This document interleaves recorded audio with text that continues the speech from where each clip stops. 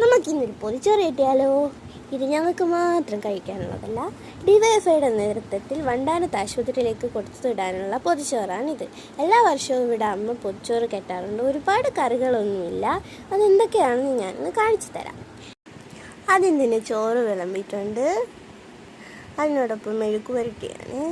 മെഴുക്ക് പുരട്ടിക്ക് ചില നാട്ടിൽ ഉപ്പേരി എന്നൊക്കെ പറയും അല്ലേ. ഇത് കിഴങ്ങും കോവയ്ക്കയും ഇട്ടിട്ടുള്ളൊരു മെഴുക്ക് പുരട്ടിയാണ്. പിന്നെ ഇതാ ചീരത്തോരൻ, അത് കഴിഞ്ഞ് മാങ്ങ അച്ചാർ, പിന്നെ ചമ്മന്തിപ്പൊടി. ഈ ചമ്മന്തിപ്പൊടി തേങ്ങ വറുത്തരച്ച് വെക്കുന്ന ചമ്മന്തിപ്പൊടിയാണ്. അത് കഴിഞ്ഞ് കുറച്ച് പയർ തോരനും കൂടെ വെച്ചു. പിന്നെ ഒരു മുട്ട വറുത്തതും കൂടെ ആയപ്പോഴത്തേക്കിനും പൊതിച്ചോറ് റെഡി. അമ്മയെ പൊതിച്ചോറ് കെട്ടുവാണ്.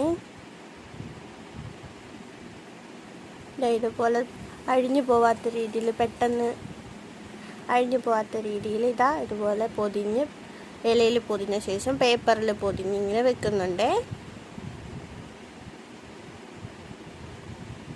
ഇതുപോലെ 5 പൊതിയാണ് അമ്മ ഇന്ന് ഹോസ്പിറ്റലിലേക്ക് കൊടുത്തിട്ട് ഉണ്ടാക്കിയിരിക്കുന്നത്.